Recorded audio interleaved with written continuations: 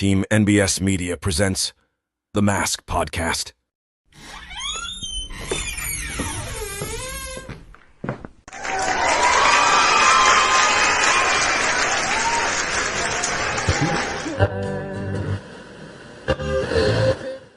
Five, 4, 3, 2, 1.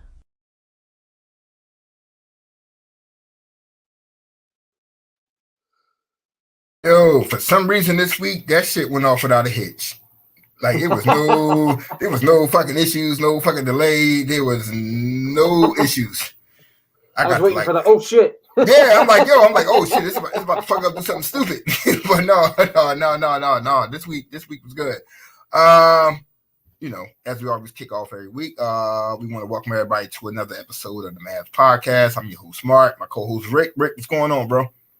And listen, I'm kind of excited to where this show is gonna go tonight. We talked about it all. We kicked some ideas around. Not quite sure how we're gonna pull this one off, but I'm excited to get chatting. Yeah. This week is it's for the fellas. Like, it's for the dudes. A lot of misconceptions out here about how we think, how we feel. People of the opposite sex steady telling us how we feel. How the fuck, you're going to tell me how I feel. You're not a man, but once again, I ain't trying to start no trouble, but a man can only speak for a man, as well as a woman can only speak for a woman. I don't know what it's like to be a woman. I have no idea what that's like. I have never given birth, and I have no intentions of giving birth. So this week is about male's place in today's society. I think a lot of shit is fucked up. But we're going to discuss that. We have a couple of good topics. A lot of personal shit as well. For me and Rick. With me, I came up with a lot of topics because as my kids got older, they started asking questions that they didn't ask when they were fucking younger. And as a dad, I was like, you know what? I can talk to them more freely now. For those who don't know, I have 3. I have a daughter that is, she's engaged to another female.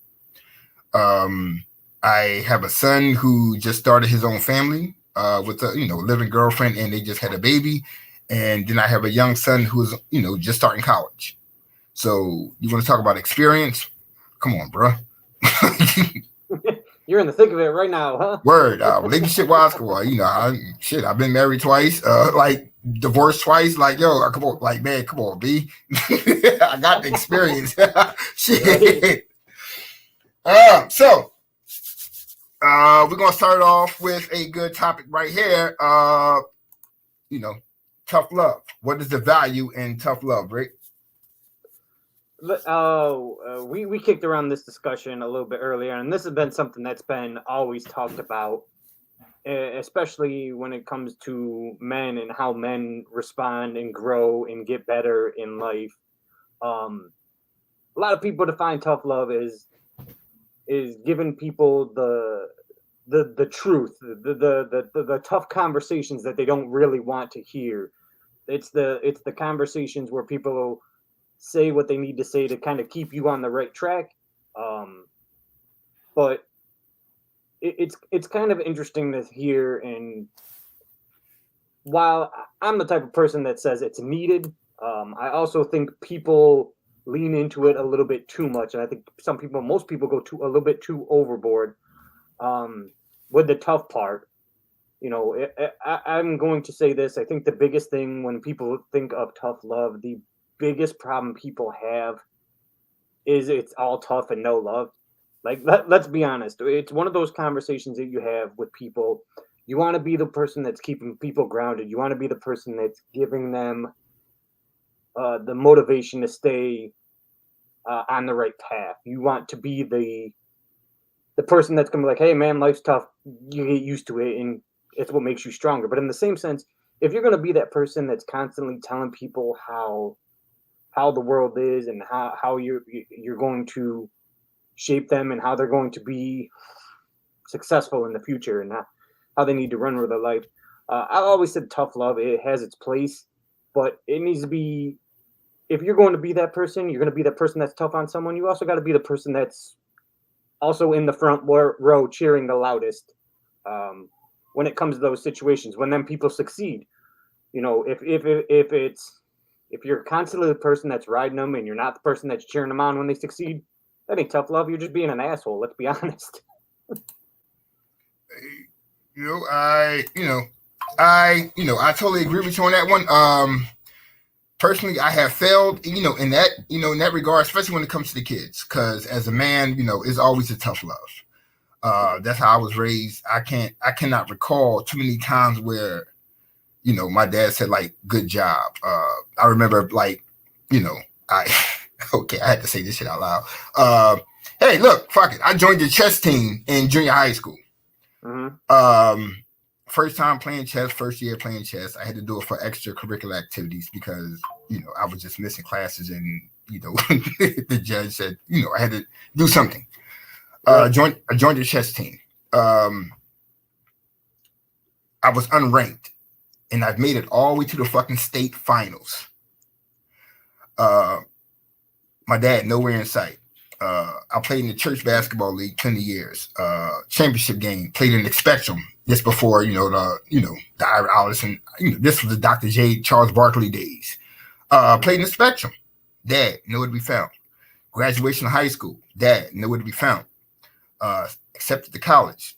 Like, it was never a hey, good job. It was always you know what I'm saying? It was always coming down on me.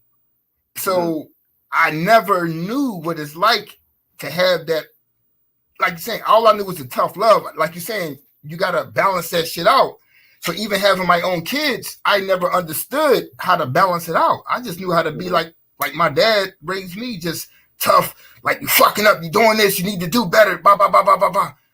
Just now at my older age, I'm learning how to balance the two. I still need help in that department because I'm still just that rah dude. But I would fly down in a minute, and cheer my sons on, whatever they're doing, playing football, whatever sports, with their kids. Or I'm like I said, I'm learning. I'm still a fucking work in progress, though. No doubt about that. I'm still a work in progress. Yeah, that's the biggest thing. I'm like, I got no problem with people laying it out, telling you exactly how it is. You want them people grounded. You want them motivated. You want them hungry to do better.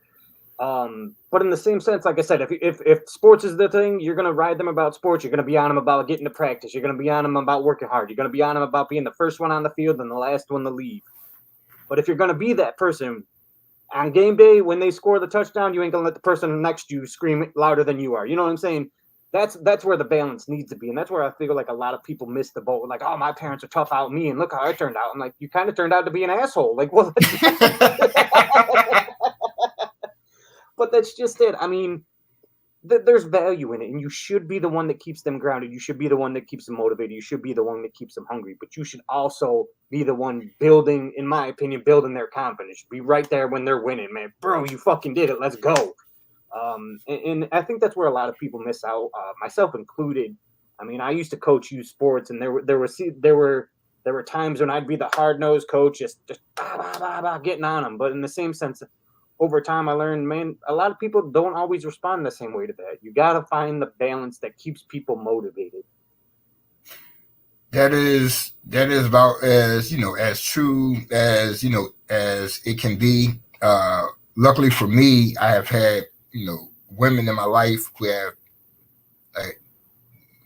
are directing me or teaching me how to be a little bit more calmer, a little bit more.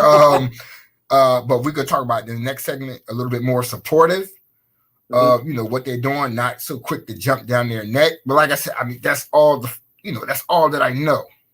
And I'm almost 50, and at a certain age, like what you know is what you know. Like they said, you can't teach an old dog new tricks. I mean, it's hard, but I'm trying my best. I don't have this shit down pat. I'm still gonna fuck up. But my kids know I love them. I'm just extremely fucking hard on them. because, you know, as we'll talk about later on in the show, because of the shit that I went through. You know, I don't want them to go through that, but, you know, I need to learn how to direct that shit, you know, a better way. That's all.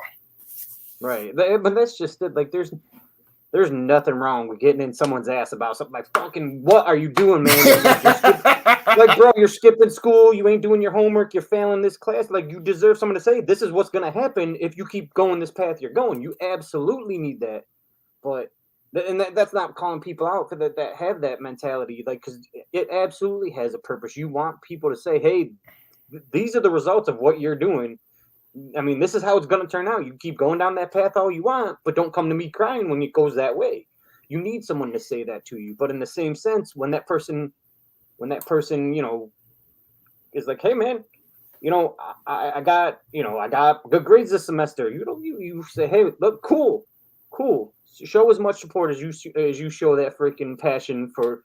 That's just it. Because at the end of the day, it's all about passion. You're passionate about their success. You're passionate about their failure. Especially as a parent, I'm sure you know that's one of the things that you strive for. You strive for their success, and so you're gonna stay on them, and you should have that role. But you know, I think at the end of the day, it's important to share that in those successes, so it builds their confidence a little bit too. Because otherwise, it's gonna be like, I know you're gonna be the person that says, "Oh, keep going," and you know it'll pay off. But like eventually, if all you're getting is that negativity, you're like, "This fucking, why am I doing this? If nobody's ever happy with the results, what the fuck am I doing it for?" True indeed. I 600 fucking agree with that. Even though I don't know what the hell the 600 agree with that shit is. Like somebody say, I'm 110% behind you. How the fuck can you be 110% behind me? I thought 100 was the max, but you know, fuck do I know.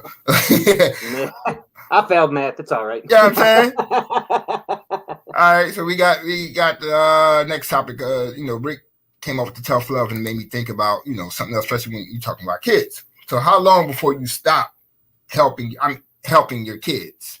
I mean, that's a fucked up question, but you know, it's something that a lot of people just don't fucking know. That's a good question. You got any thoughts on that one? I can't speak to the experience of having kids. What I can speak to is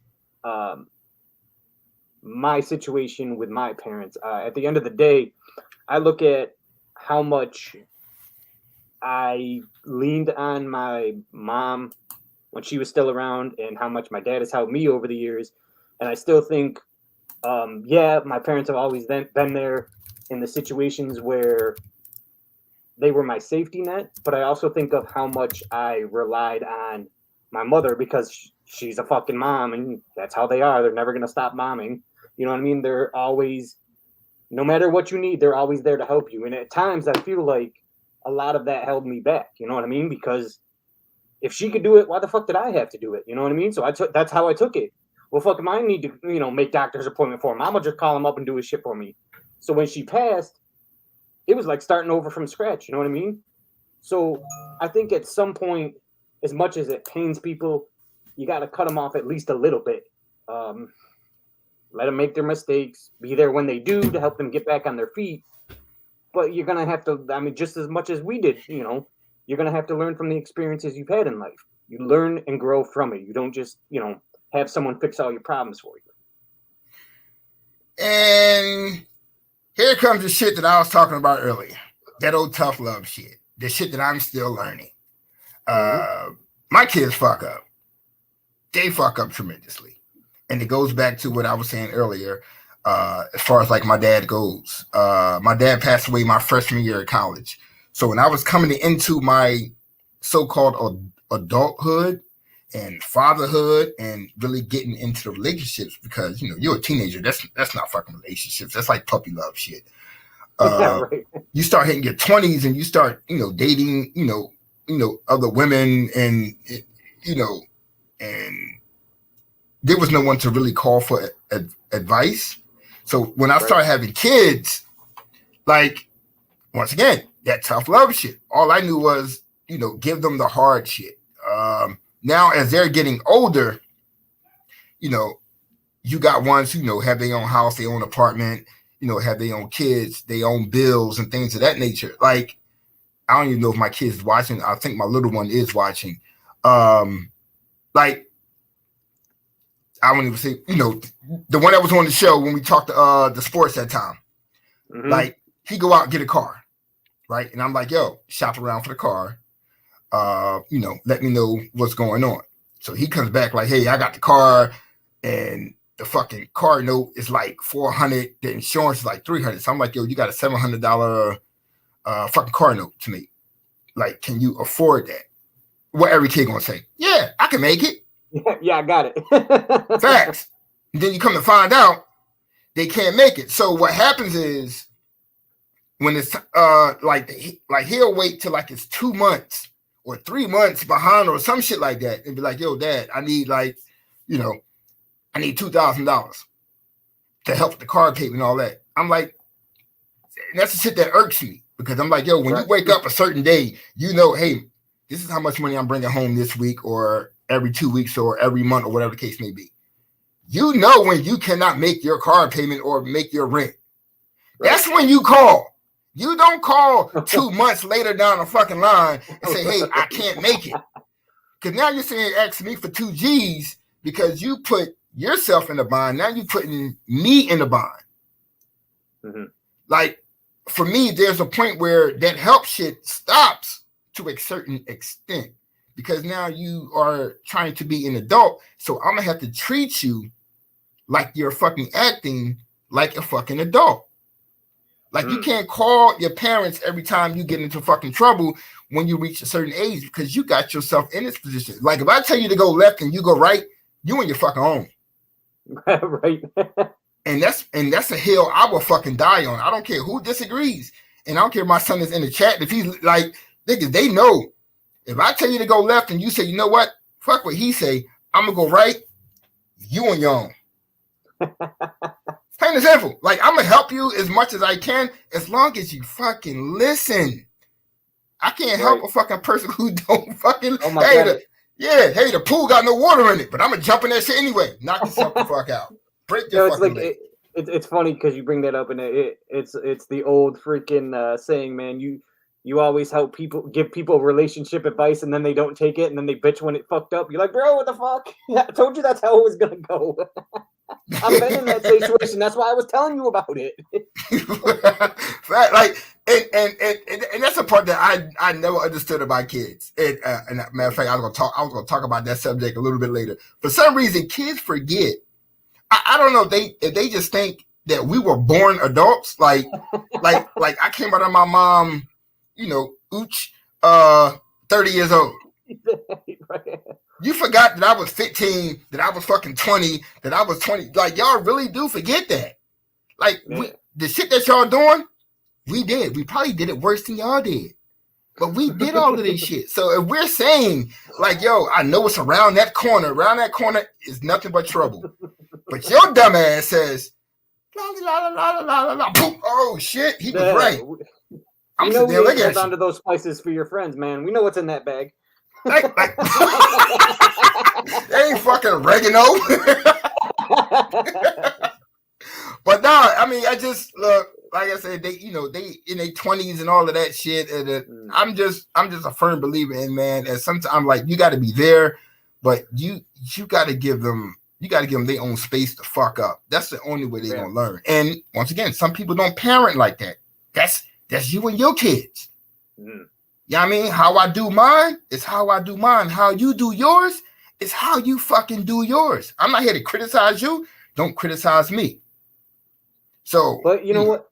And that's what I think some of the biggest lessons that we've had to learn in life have come from those moments when your back was against the wall, when you had no other options. You just had to figure shit out. And if you always have someone that's going to figure it out for you, you're never going to get that experience. And then when that person's gone, you're not going to know what the fuck to do. You don't have a safety net anymore. Facts. That is, I mean, like, I regret a lot of shit, man. I wish I can go back, and I wish I had my dad, like, my dad never met any of his grandkids. He was already deceased by the time, they were born. And it's just, as a young parent, I ain't gonna front, I didn't know how to cook. I didn't know how to cook. So, like, when I would get my kids on the weekends and shit, I'm laughing because I remember the phone calls. That's why I'm laughing. Like, I would call my mom. Like, yo, how long do I fucking boil corn on the cob? Like, yo, how long do I do rice? Like, I literally would just call my mom and be like, yo, look, your grandkids are hungry. I don't know how to cook shit but fucking hot dogs and oodles and noodles. Like, yo, there was no Google in it. There was no fucking Google. Like, yo, how much seasoning do I put on the chicken? Like, yo, I need, like, I didn't, like, you know, I couldn't call my daddy, be like, yo, you know, like, he did this, so is it okay for me to punch him in the face now, like you did me, or? But you know, like you're saying, man, these kids now, it's a different era, different generation, and it's like, yo, some of them really do, and I say it all the time to people in my circle, like, yo, you gotta pop that titty out their mouth, B. And I mean that, I mean that in the nicest way fucking possible, because as you know, as a black man, we can't raise our kids to be fucking pussies out here. Sorry, y'all, everybody know my mouth. We can't, and that's for any man. And as far as like the young ladies go, we can't. Cannot let these young girls grow up to be a Cardi B or a sexy, like, dude. like we all watch TikTok and Instagram. Right. I seen some shit on Twitter the other day that fucked my head up. Like, these girls are taking videos of themselves, letting the man bust off in their face. And I'm saying here, like, can you imagine somebody's father, like, just scrolling down the timeline, and they see their fucking daughter with jizz all on their fucking face, and she's smiling and laughing? What the fuck is funny about that? Once again, I'm sorry, go ahead, Rick. No, it's funny because it's not really funny. It's just wild to see. It's funny how much the time changed since we were kids. Like, okay, the internet has the internet was a place to use for information, for knowledge, and now it's just come from, you know, everybody just trying to be 15 minutes of fame to get that quick, like, we're gonna be famous now, we're gonna be viral, you know, and the shit like that. I feel like people have kind of lost all respect for themselves. They don't have that sense of pride in what they're doing. It's just, oh, let's put it out there, because if we can make a quick buck and not have to work as hard. I'm like, I don't know about all that, man. You're still gonna have to work when that money's up. Sure, indeed. We got my man Julio over here clowning me. He said, I'm in agreement with both of you guys, the subject, except the cooking part. Julio, bro, look, man. You know where I grew up at, North Philly, so all we knew was motherfucking cheesesteaks and water ice and shit of that nature. So, I mean, when it was time to learn how to cook, I'm outside. I'm riding big wheels, stealing bikes and shit. I mean, I'm out there having fun. You know, in college, it was oodles and noodles and whatever was in the fucking caf, or, you know, the Bears Den, or I think we had the grill at that time. But the older you get and you got kids, yeah, I didn't know how to cook. I had to learn. I didn't know how to make shit, bro. Julio clowned me. That's cool. I'll be dead serious, man. That's what I did in high school. I didn't do the shop classes and shit like that. I took like the home ec classes. To be honest, I'm like, that's where the girls were. I'm gonna learn to cook, whatever. I don't give a shit. But that doesn't mean any of it translated to the real life, man. I didn't learn to cook until just recently. Shit. No, you know. I mean, not truly. You be like, cooking some shit up though. I be saying your pictures and shit. I'm like, hey, chef, but that's something that came just recently. Before, I'm like, I was burning grilled cheese and shit. Oh, I probably still might burn that shit to this day. I give a fucking. I did 9 years as a chef. See, you see what calling my mom did? You know what I'm saying? I did 9 years as a chef. So I'm not saying I don't know how to cook now. I didn't know how to cook when I was fucking 20 and 21, raising kids and shit. Yeah, I was that young raising kids. You did, yeah, what the fuck? Like, All right, so, you know, go back to the thing, like the whole helping the kids thing, man. It all depends on, you know, your circumstances. You know, my kids, they don't listen, plain and simple. So for me, it's a little bit different because I have a low tolerance for bullshit. Even with, I don't give a fuck who you are. I have a low tolerance for bullshit, and my kids are included into that fucking box. You bullshit with me, I'm going the other motherfucking way. But as a father, I'm still gonna be here to listen. And you know, they really in a bind, like really fucked up. yeah, I got your back, but it's gonna come with a cost. Right. You Well, know, that's my just kid. it. Like Uh-huh. you don't want them living out on the streets, but don't be calling me asking for money when you just bought a new Xbox and shit. You know what I mean? Like you just bought on a $200 pair of Jordans. Don't be calling me because you didn't make your car payment. Not saying that that's what's going on in your situation, but like those are the kind of things that kids don't think of. They're like, oh, I could buy this. I got the money in my pocket right now. Now you got your car payment you're missing. Facts. Exactly. Right. That is exactly my motherfucking point. Which is going to lead us to another topic that is I love the most. Rick, how do you feel about the generational wealth? I ain't got it. What the fuck? That's what I would tell my kids if I had them too, and if I had them. I ain't got it, man. No lie. I think generational wealth is one of those things that I think you need to, if you are in that position, you teach your children about. You don't just hand them something. Be like, all right, here you go. You're set for the rest of your life.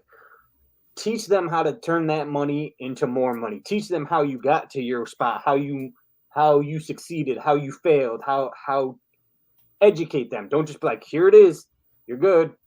I'm always one of those people, like, I'm not gonna be there's all these celebrities like, that's my money, they didn't get none of it, blah blah blah blah blah. And I'm like, okay, that's cool and all, and I can respect it sort of, but like if you're not out there teaching them how to get that money, then bro, like, what are you doing? It's a tough conversation, because at the end of the day, yeah, like, what the hell did you work so hard for if you weren't going to put other people in position to succeed? Now, if they don't want to succeed, now, you don't say you have to support them the rest of your life. You don't have to have them live off you, but at the end of the day, like, teach them. Like, your job as a parent is to teach them how to navigate their experiences from your experiences, right? So if you created that generational wealth, pass that knowledge on. Teach them how to be that wealthy. That's true as fuck. Black community, I'm not saying we don't have anything to pass down. Times are different. My parents died. I got nothing. I got a belt from my dad that I still have that I can't wear anymore. People be joking, but I got a belt. Generational wealth. And here's the thing. I agree with you on points. The one thing I will say, like, I went to an all-black high school. Mm-hmm. I don't know what it's like to go high school that's mixed and things of that nature. But, you watch TV, you see shit, you hear stories and shit. Mm-hmm. If I had it, I would love to have my kid roll up in high school in a fucking Beamer. I can't, mm-hmm. I have the means. So right. Why not would I want them in the best? I mean, I'll still teach them the value of a fucking dollar. However, if I got the money to let my sons or my daughter drive the fucking high school in a fucking Beamer or a fucking Benz, then you right, I'm going to do it. That's why I bust my ass for it. Now, right. The older I get and the older they get, I'm also going to, set them up for other things. Like if I die now, they have shit set up right now. My granddaughter, just 3 months years old. Like, hey, I love stocks. She has stocks. I mean, she don't know what the fuck to do with them at this fucking age. But, who knows what's like our parents. Imagine our parents knowing, like, hey, let me go invest $300 in this thing called fucking Amazon. In this online bookstore called fucking Amazon. Amazon, everybody will know, was a fucking online bookstore before it was anything else. So can you imagine someone saying, let me get $300 to $500 on this online bookstore, because at that time people were reading. Mm-hmm. So can you imagine what that $300 would look like fucking, 40 years later, like where we at right now? Someone putting stock into Google and saying, hey, let's just let it ride out for 30 to 40 fucking years. So Here's this Why? little computer company started in a garage that all of a sudden sells more phones than anybody else. Can you imagine someone putting that kind of money into fucking Apple? Mm-hmm. See, but this is where we're at as the parents right now and the grandparents. We are in a position to be, hey, well, let me go put that money in Tesla or whatever new AI stock is coming out right now. Now is our time to say our parents didn't do that for us. So why not? Why don't we do that for? It might not even be our kids. It's our kids' that we're kind of setting shit up for right now. That is how you build the generational wealth. It ain't about what I got in my pocket right now. It's about me building you a future for, well, your fucking future. So I'm all for generation. Like if something died to me, like, yo, kids, y'all got half a rich kid. Like, I mean, I know it's not much, but at the same time, it's yours. Right. Like, that's God for, Joe, Team NBS Media blows the fuck up. Joe want to drop it off to his kids, grandkids, nieces, or nephews. Like, yo, that's it building his generation. I don't know what they're going to do with NBS Media once they get a hand on it. But at least Joe said in his will that this goes to so-and-so, this goes to so-and-so. All y'all own a 33% of something. That's how you build the fucking generational wealth. It ain't nothing big. Like, yo, for all y'all right now, y'all go buy sodas and weed. Yo, take $5, $10, go place that shit in some stock somewhere. You ain't gonna miss it. Place it in stock. Think about your fucking kids, because no one wants their fucking kids to grow up hungry, poor, struggling, trying to survive. Why? There's no need. Right. Yeah, then that's the biggest thing that I would say. The number one thing, and I get being stingy with it, because the hardest part is to earn something like that and see it pissed away. And that's where, at the end of the day, you kind of got to go, hey, man, this is how we got here. This is what you do to keep this money going. Fucking run with it. I'm passing that baton to you. I'm not giving you this so you can go out and just buy yourself whatever the fuck you want. That's not what this is for.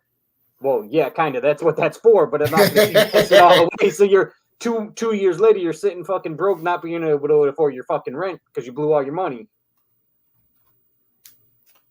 True indeed. That's I'm a firm believer in trying my best to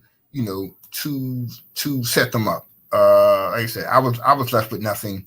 I don't want that. I don't want that for them. That don't mean I want you to blow through it. I mean, fuck it. I'm not gonna be here to stop you, motherfucker. I'm dead. Like, I mean, I believe in like the multiverse and all that other shit, but I'm not walking through no motherfucking portal. Shit, I got a mask on and everything, but I ain't fucking Dr. Doom. I ain't walking to no damn portal. But no, I do like the generational wealth thing is is very important to me because I didn't have it, and I have an opportunity to provide that for mine and theirs. So why not strive for it? I mean, that's all I believe in it.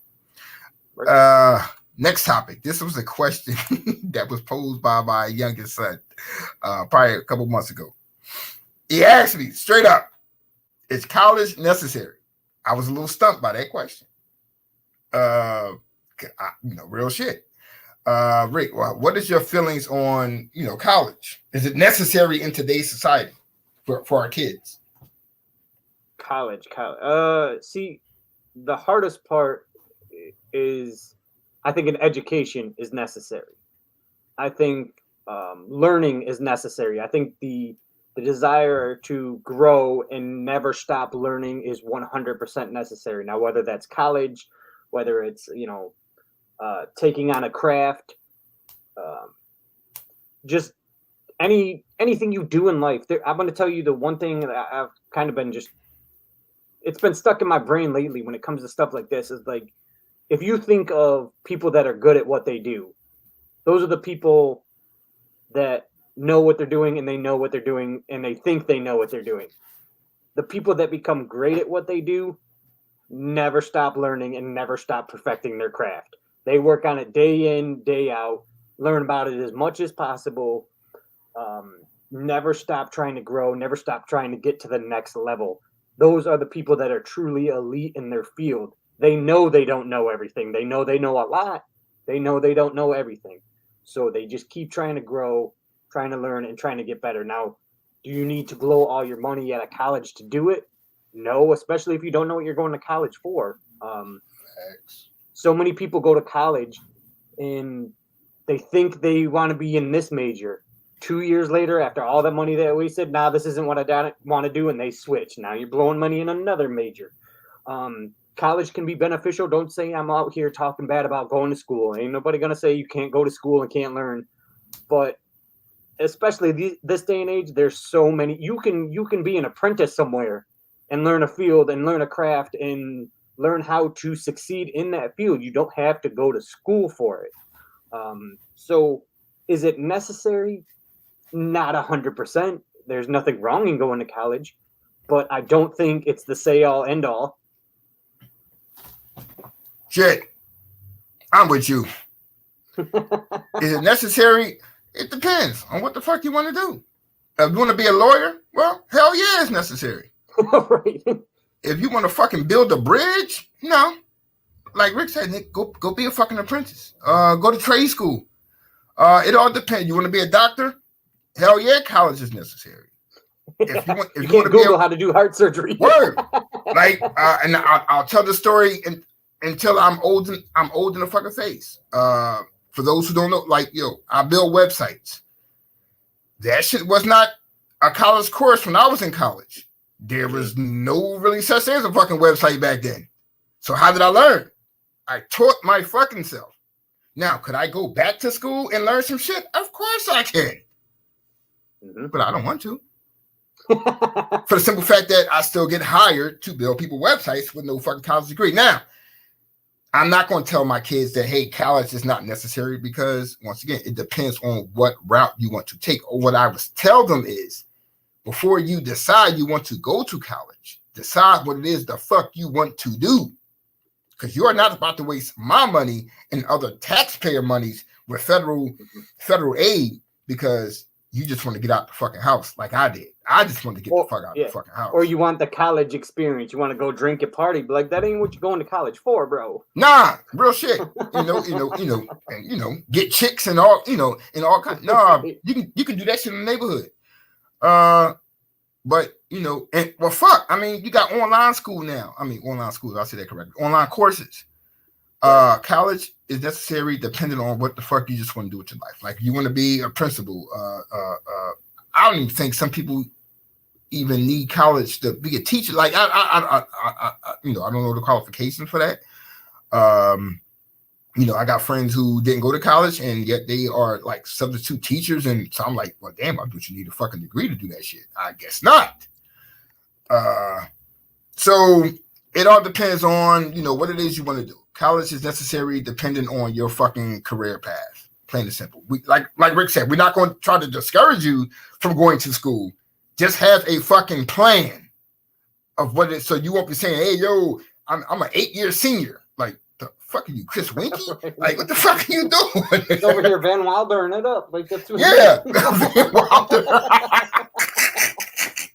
Like, just have a plan, a goal, a timeline of what it is you want to do. Then you will sit and decide whether or not college is a necessary choice for you. That's all. We're not saying fuck college. No one can say it. We're not saying fuck it. We're just saying have a plan. If your plan includes a higher education, then so be it. Yeah, so, I mean, that's just it.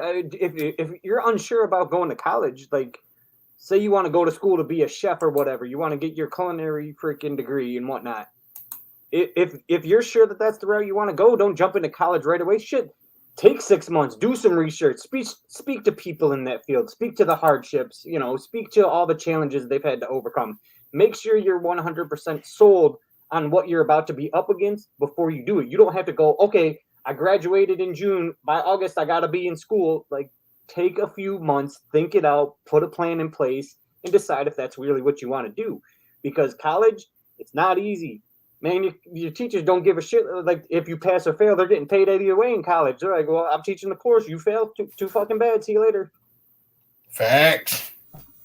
Shit, Rick ain't fucking lying. And they'll tell you in a minute, I get paid whether you fucking learn or not. We all heard that shit in high school. we young. I know the fuck she meant by that, but now I understand our paycheck. She was like, yo, you get an F? I still get paid. I don't get paid off your motherfucking grade. I get paid when I show the fuck up for class. So, you get 8 Fs, you go home, you deal with that shit. I go to the bank and I cash my motherfucking check. Exactly. So, that is what it is. Nice. Now, we can start talking about the nitty gritty. Let's get down to some men shit. Balancing work and life. How difficult or how easy is that? Should I let you know when I figure it out? But it's one of those things where like I'm not good at it all, because like even I go to work and I work my time and then I come home and like I think about shit I did wrong at work. And then like I'll take some time off from work and I'm like, by the end of my vacation, I'm like, man, I got to get back in my routine. I got to get doing the shit. And then but then I burn myself out at work. I'm like, fuck, man, I got to go spend some time with my friends. I've been doing this too much. I've been doing that. The challenge, especially the older we get, everybody gets, going in 600 different directions. And I'm kind of learning as I get older, it is important to balance that shit out, because your job's going to be there whether you're there or not. So it might not be there for you, but the place is going to go on. So if you're miserable and you're not getting your time with your family and your friends as much, man, make sure, like, don't be the guy that calls in every day. Like, request your time off like an adult. Take time to spend time with the family. Take time. Mark tells me this shit, but man, take a break. That's one of my biggest things. He's like, bro, just take a break. You're just doing too much. Facts. So it's just one of those things, like, make sure you're making time for yourself. There is stuff to do outside of work. You don't have to go balls to the wall every fucking day, man. If you fall behind and you didn't get 2-3 things done on Monday or on Friday, that shit'll still, those 2 things will still be there on Monday, man. You can pick up the slack those days. Fucking take the time. Yeah, Rick already know how I feel about this. If I got like any people that know me that's watching right now, y'all pretty much know what I'm about to say. When I clock out of work, I'll leave that shit right where the fuck is at work. Like, because now once I leave that job, now we're on my fucking time. We're on my time. My time does not consist of me thinking about what the fuck just happened at work or what the fuck I'm gonna do tomorrow at work. Because I'm not getting paid to do that shit. Like, if I get off work at fucking 8 o'clock at night, my life, my personal life begins at fucking 8:01 or however the fuck you want to do the minutes and the motherfucking seconds. Meaning my job is done. I try my best not to bring that shit home because I don't get paid for that. I don't give a fuck if you're on a salary or however the case may be. When I leave that fucking facility, that shit is left at that facility until I walk back in that bitch tomorrow. Because you cannot, like, you know what I'm saying? Just imagine, like, you out somewhere and somebody at your job, like, I could be out and my supervisor calls my phone. There's a good chance that I'm just not going to answer the shit. Because I'm not getting paid to answer your call. I am on my fucking time. Now, if you want to send me a text, say, you know what, Mark, you pick the phone up, I'm going to pay you for an hour. I'm picking the phone up.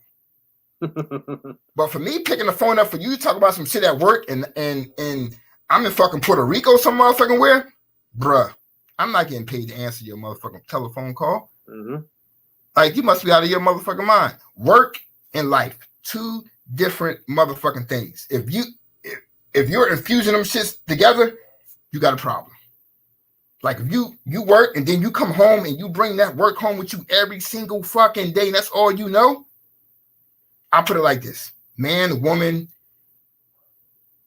you're going to be lonely.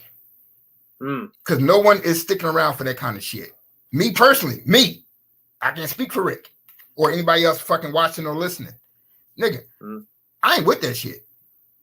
Because I have other shit that I do. Like, I want to come home. Maybe I want to watch TV. Maybe I want to write some articles. Maybe I want to do the fucking podcast. Now, JetBlue is saying, yo, I'm not going to allow you to do this because I want to be on your brain 24 hours.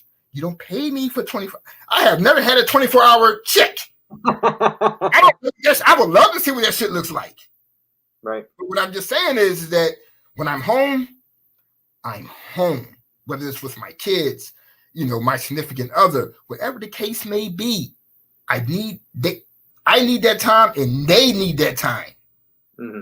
Otherwise, pay me, motherfuckers. Well, you know what, and it's something that I've kind of like had to drill into my own head. At the end of the day, there's a lot of people. I know a lot of people feel this way because I've had this conversation with a bunch of people. You take that shit home with you because you feel like you're letting your coworkers shit down, but at the end of the fucking day, like, that's how you get burned out, is not getting that separation. Like, you hate your job because you don't get that mental break. You don't get the time to say, hey, man, I've had to start.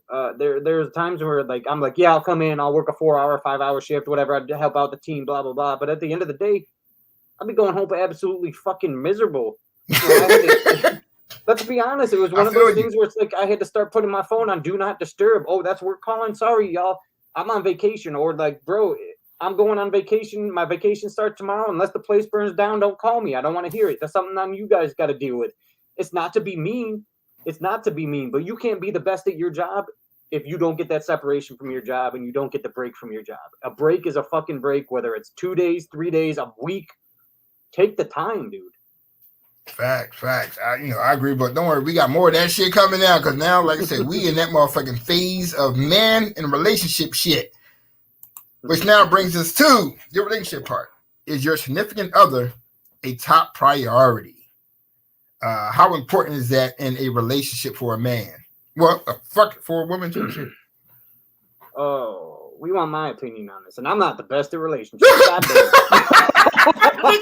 the best at relationships. But let's be honest. I think at times they need to be a top priority. At times you need to be a top priority. At times there are no fucking priorities. That priority can be sitting on the couch not doing a goddamn thing.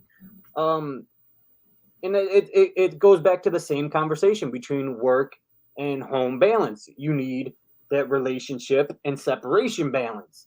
Time away. We've talked about this before. If your time away from your partner is just hanging out with the boys on a fucking Friday afternoon, just playing some fucking Madden or whatever, then be fucking wrecking people at Madden. You know what I mean? Like, you can't appreciate the great things in life without taking a break from the great things in life. And it's something that I've had to learn over the years, that if all it is if it's your only priority, it's all it's ever, you're just going to, think of your favorite song. When that song first came out, you played that shit on repeat over and over 3, 4, 5 times a day, for 2 months straight. Then you stop listening to it as much, and then you stop listening to it, and then you're like, all right, I'm kind of sick of this one, and you move down to the next one. 6 months later, you go back, oh shit, I forgot this shit was on my iPod. For fucking jamming out to that song again. It's kind of the same thing in life. You kind of have to take that break to appreciate what that thing is, and I phrased it that way, and I know that's phrasing it wrong because you don't need to take a break from your relationship to appreciate it. You need to take a break from being your only concern and your only priority. Separate yourself from, hey man, we're going out to dinner every night. Hey man, we're spending every weekend together.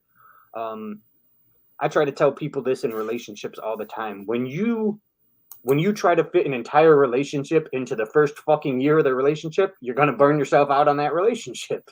That's where people get sick of each other. It's the same thing, no matter what. If you're eating nothing but freaking steaks for fucking 2 months straight, you're going to get sick of steak. Yeah, eventually you're going to have to try something else, Don't make it your only concern in life because you're just going to get sick of it. I agree. What made me I just went on a whole ass rant. Oh no, you good. Like I say, that was the whole point, bro. That was the whole point of the other topics. Because like I said, for men, it's just a misconception that, well, not even. It's probably true. Like, we don't really have no one to fucking talk to, because sometimes we could talk to other men, but it's really hard to talk to your woman, because you got to be seen as this masculine, tough ass motherfucking, Leonidas type warrior and shit. But what the fuck y'all think? We don't go through shit? Like, the fuck? You know how much pressure is on our fucking shoulders? Man, get the fuck out of here. Like, seriously. It's funny because when you phrase it that way, I mean, here's a probably a terrible example because I can't think of one off the top of my head. Say like you make your significant other your top priority. Is their shit going to be always more important than your shit? Like, say your significant other just lost their job. Are you going to prioritize them losing their job if, like, knock on wood, by all, like, if something happened, like one of your parents passed away, should that be your top priority because she lost her job? Like, she ain't supposed to support you in those situations. Like, she ain't supposed to be there for you when you have that kind of loss and those things that you have to deal with. You know, I think it's important to prioritize each other in times of need, but in times of like, hey man, I know you wanted to do something this weekend. I already had plans with the boys. We're gonna go to the I say SU because it's a fucking, I'm in Syracuse, but like I had plans with my boys. We're gonna go to the SU game. You know what I mean? Like it's not that you don't want to spend time with those people. It's not that you don't want to see those people. It's not that they're not one of the most important things in your life, and you're not gonna freaking think about them while you're out at the freaking sports game. You know, at a professional sports game, but like. You can't appreciate the thing if you're always there, if it's always there. Same thing with the job. If it's always in the back of your mind, it fucking wears you out. True indeed. Like I said, the question with me is that, you know, I came up with the question because once again, fucking social media. And I was telling Rick before we went live, like, yo, I can joke TikTok and Instagram and whatever the fuck else is out here, but sometimes they be dropping some gems that had you sitting here fucking thinking. Like, I think it was a man asked a woman. No. Yeah. The man asked a woman about the priorities of a family. And I'm like, all right, where the fuck are they going with this shit? And it was like, yo, once again, who's more important? Is it your kids or your husband? And I was like, well, once again, me not thinking, I'm like, well, shit, it's the fucking kids. Mm-hmm. But then they was like, no, think about that. Your kids are a priority, no doubt about that. But your kids grow up, they leave your home, and they start their own family. Now you're stuck in a house with a man or a woman you don't fucking know nothing about because you made somebody else a top priority. Now you got to sit here and get to know this person. You may not want this motherfucking person. Once again, we're not saying your kids are not a top priority. But if you choose to have a mate, mm-hmm. And we about to get into this later on about two more topics. According to the Bible, that mate is your fucking priority. I can't, like, I get the whole kids are important. Yes, we all know kids are important, but kids up and leave you and they go start their own fucking family. Now you're stuck in a house with a person you don't fucking know. A person you may not even fucking like, not no arranged marriage type shit, but a person you may not even fucking like because you never made this person a fucking top priority. Guess what? You can have more than one fucking top priority. Right. It's very possible to have more than one fucking top priority. So don't sit here and think, oh, it's my kids and there's nobody else. No, that's not how that shit works. But that's kind of it's kind of funny because I've always had this conversation with people because I've been through the experience myself, and I know other people have talked to me about, you know, I've dated single moms before, and you kind of got to understand that while you might be important in your life, you're not always going to be the most important thing in their life. Like, they're going to prioritize all the shit that they got to take care of first. And you might be down that list 6-7 things, but that doesn't mean they're not thinking about you. That means they're not putting effort. If you are prioritizing and they're not putting any effort into the relationship, yeah, okay, that's a fucking problem. But you just got to understand that sometimes you're not going to be the greatest fucking thing in their life, no matter how hard you or they want you to be. True indeed. That is like super duper facts. And I am once again, I am a person who felt that shit, especially being married early. I always went with the, oh my God, you gotta take care of home, you gotta support this, you gotta do this, you gotta do that. At the same time, I forgot that I was fucking married. Like, oh shit, I was so busy trying to do this and make sure that the bills are paid. I make sure that they okay, the kids okay, she's okay, make sure that everything was okay. But I forgot the most important fucking thing. I was fucking married. I forgot my priorities as far as she goes and making sure that my wife felt, the way that she needed to feel as a fucking wife. I thought I was doing all the important shit, but I was forgetting one of the most important fucking steps. Like I was skipping over her, like, oh, she's okay. The bills are paid. We got food, but I forgot to fucking be there. Well, that's the hardest part. I didn't mean to cut you off on that, but I feel like that's one of the things that's drilled into your head from a young age. Your main role is to protect and provide. That's the number one thing that's drilled into men's head. You're not good unless you're protecting and providing for your woman and for your family. So when that's been drilled into your head as your top priority, you kind of forget the other things, and that's where relationships don't last. Marriage these days aren't lasting like they used to, because it used to be each person had their role, and then that role served the entire family. But in the same sense, it balanced out, what you're not picking up, I'm picking up the slack on. And when you're not, when you're having this off day, you're picking up the slack. It was, I'm not going to say divorces didn't happen back in the day, but they happen so much more these days because it's drilled into our heads. You got to protect, you got to provide. And then we forget about the little things along the way that made those people want us to protect and provide for them. Facts. Right. Man. And I had another thing I wanted to say, but I'm looking down the list and I'm like, oh shit, I can save that for because Rick had something about pride, and I'm going, yeah, I can talk about that shit later on, the pride part about all that shit. But the top priority for me is very important. Top priority does not mean that, I'm saying, because as you can see at the bottom of the screen, it says, is your significant other a top priority, not the top priority. I said top priority. And I tell anybody that know me, when I'm writing, because I'm a writer, pay attention to the shit that I write and how I write it. Right. Very I deliberate. can put the top priority easily. Right. I put a top priority, meaning I don't have to be like, please don't play with me. Dude, I say that shit all the fucking time, yo. I'm trying to be very careful in the words that I use. Just because, somebody goes, oh, I misread that. How the fuck can you not read what the fuck? Because once again, somebody will just skim past that and be like, oh shit, I gotta be top priority. No, I said a top priority. A top priority. Fucking illiterate ass.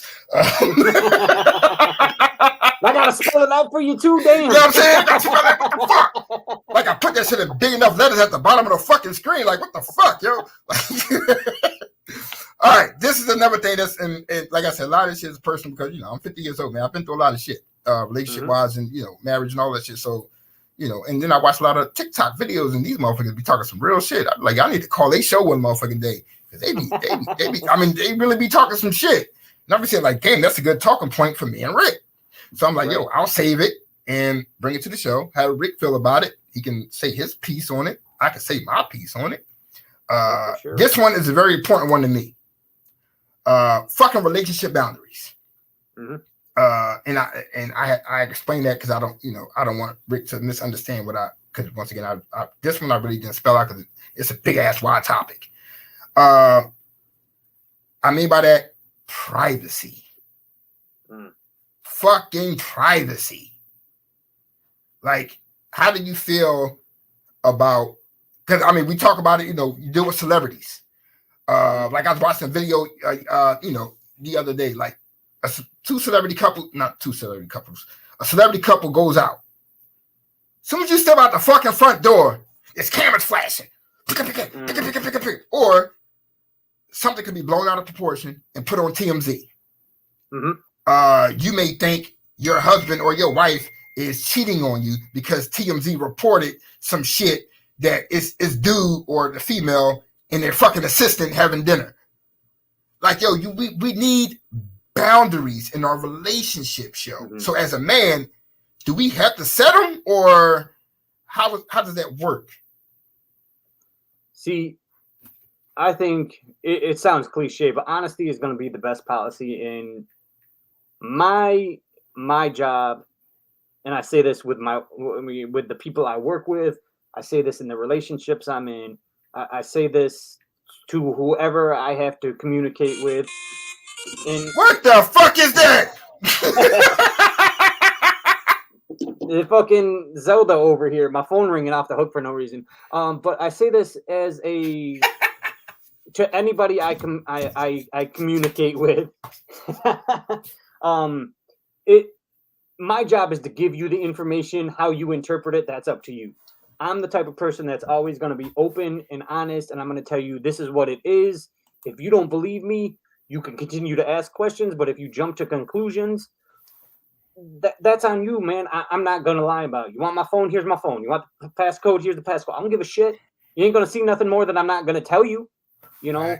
And that's the number one thing that I've always said. It's not important.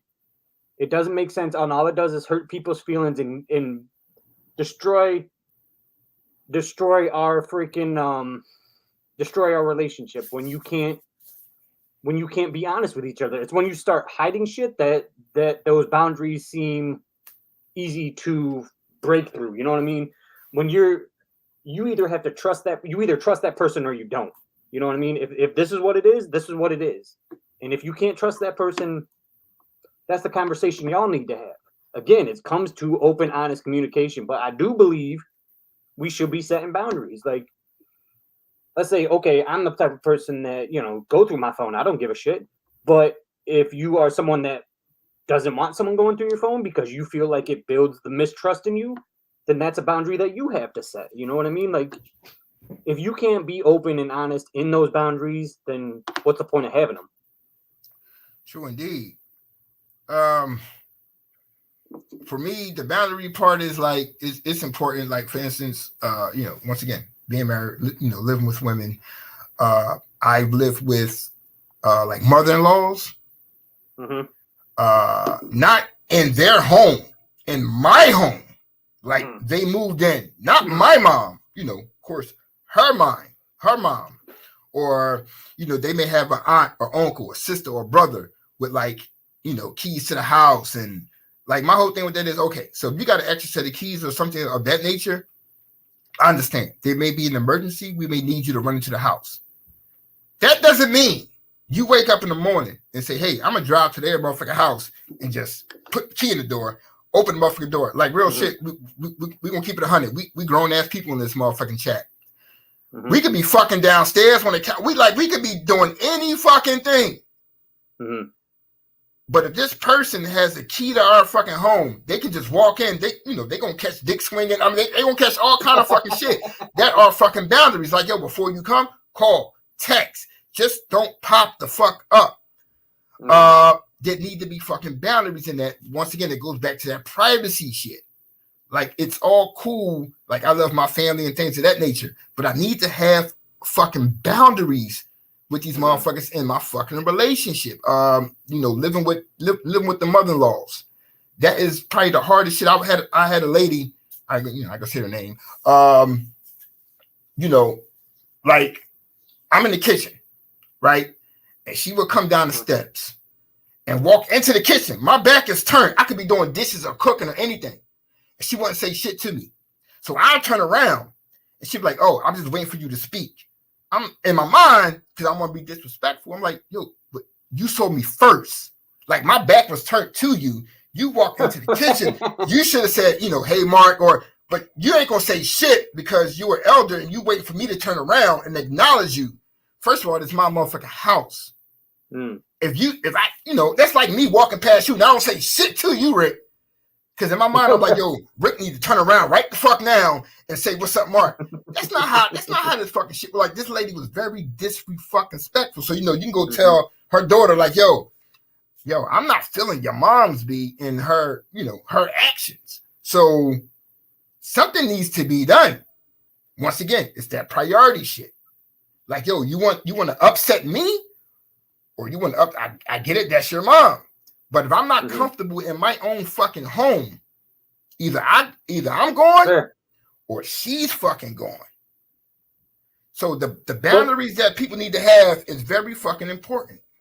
It kind of circles back to the conversation we had earlier on cutting your kids off. At some point, as kids, we need to cut our parents off too, to say, hey man, this is where I'm at. I'll come to you if I need help, but you got to let me figure this shit out too. Like, this is my house. These are my rules.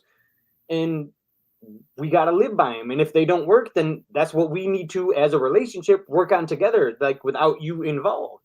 Like, don't get me wrong, because I'm always going to bitch to someone when shit ain't going well, not because I freaking, like, I have conversations with my friends like, hey, man, I was fighting with my girl last night. This is what happened. And they're just going to be like, oh, bro, no big deal, you know, or they're going to offer, hey, man, I did the same shit last week. This is how we got through it.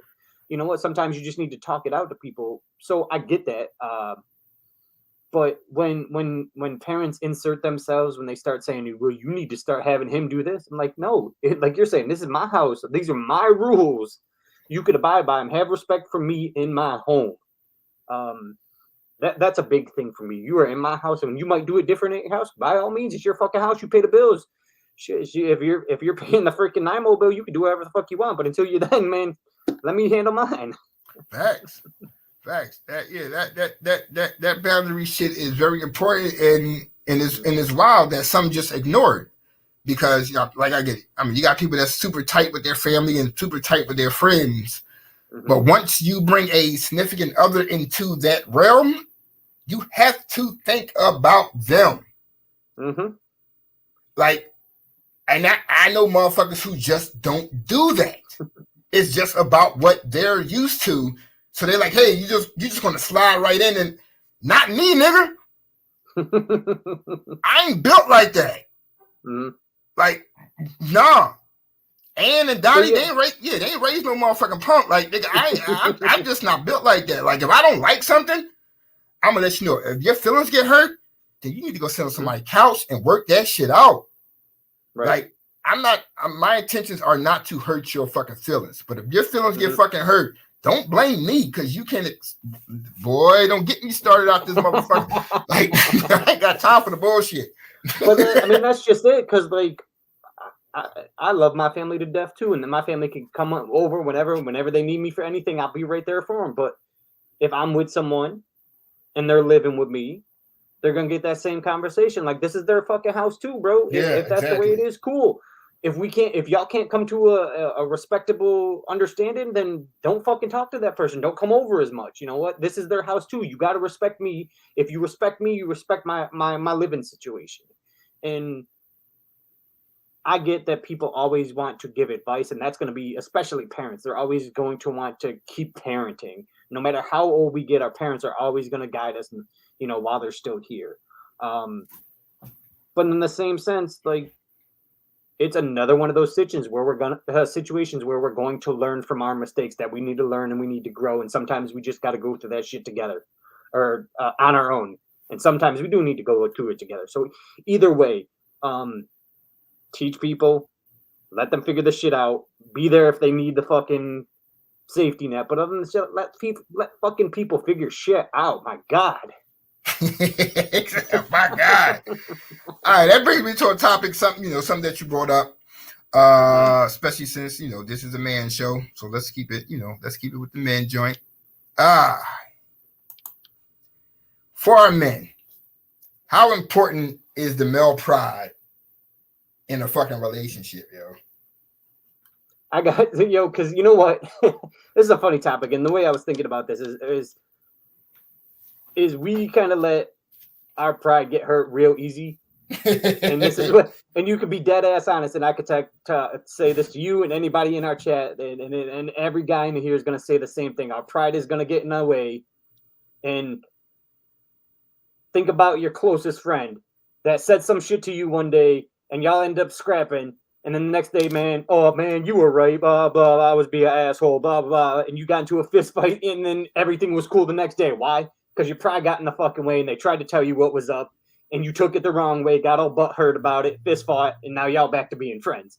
I think it's the same no matter who is the person that's saying the shit that we need to hear. It's definitely something that as men that we have not learned to deal with at all. Our pride definitely sets us up for that fall. Sure, indeed.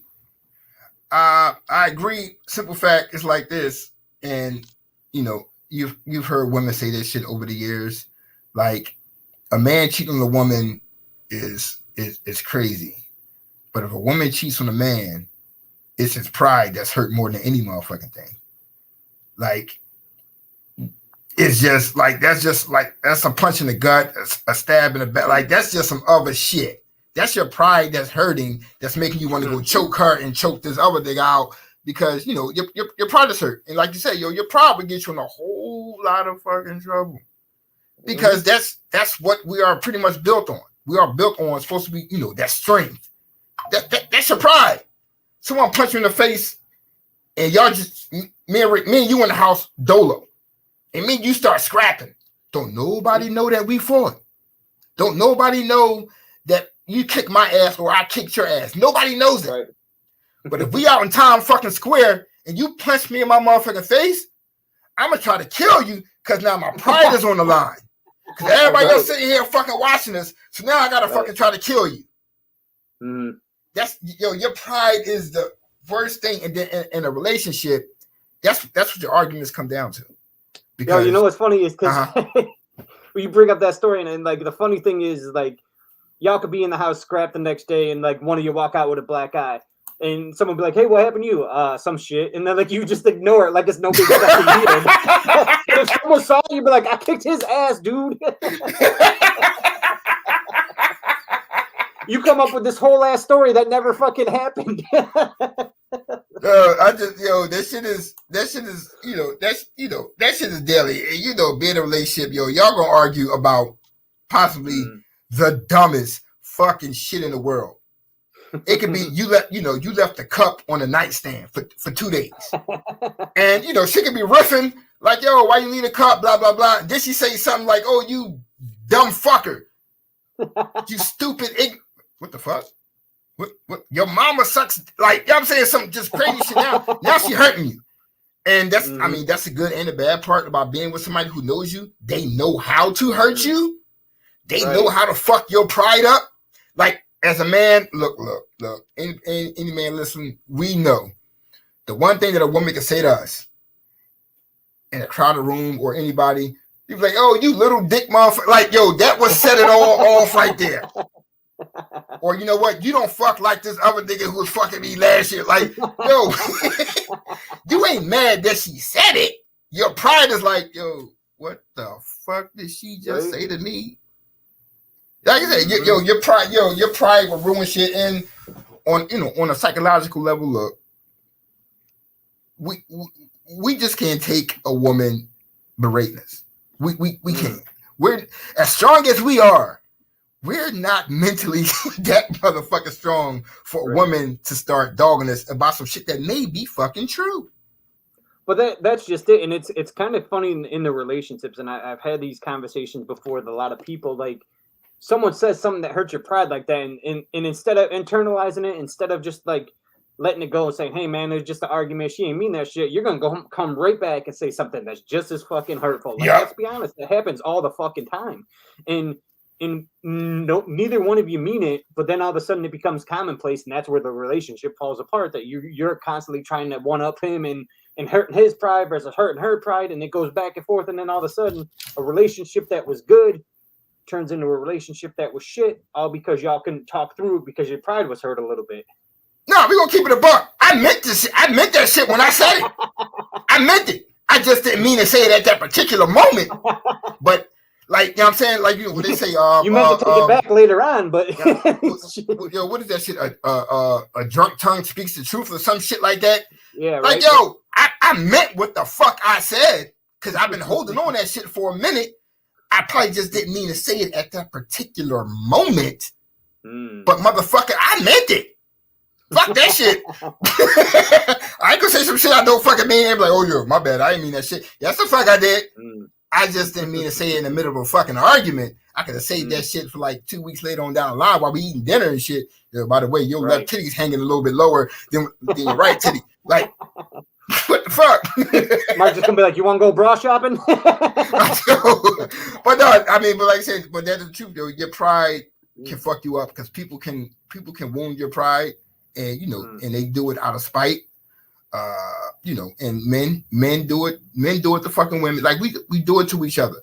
Your pride, and as a man, as the so-called leader of that relationship, we got to keep our shit in check because they're gonna follow. They're gonna if they start riffing at us, walk away, bro.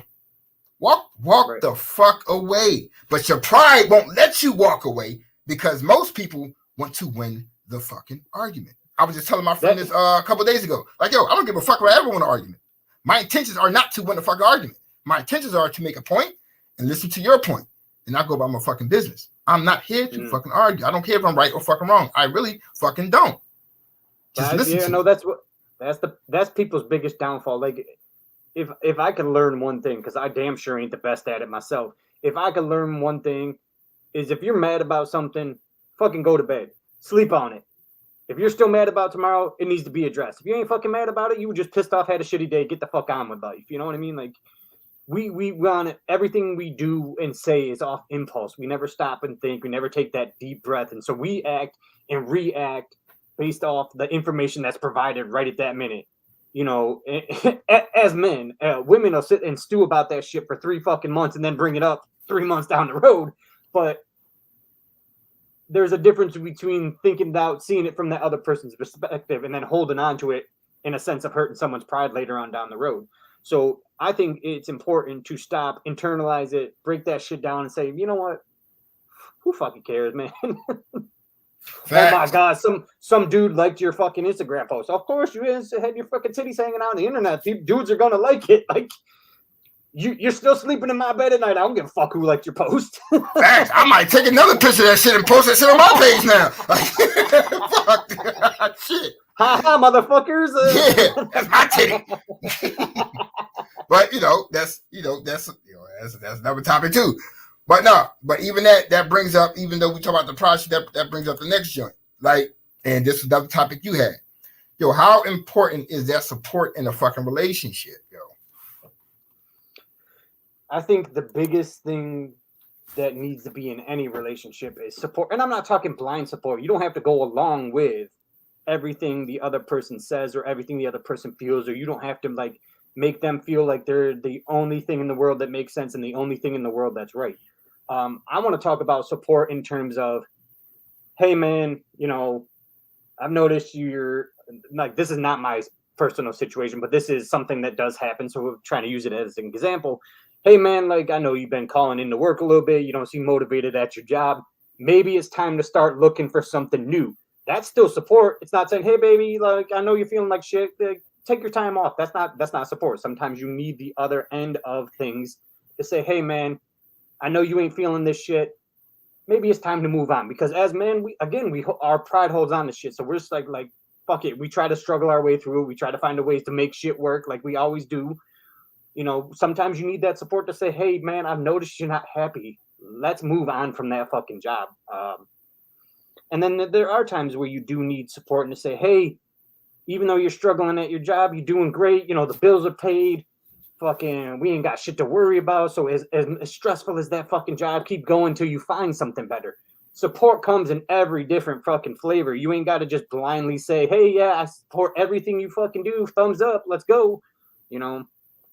I think it's very important in the relationship on both ends. Like, hey man, from a woman's perspective, hey man, I know the kids are being a handful today. You've been home with them all day.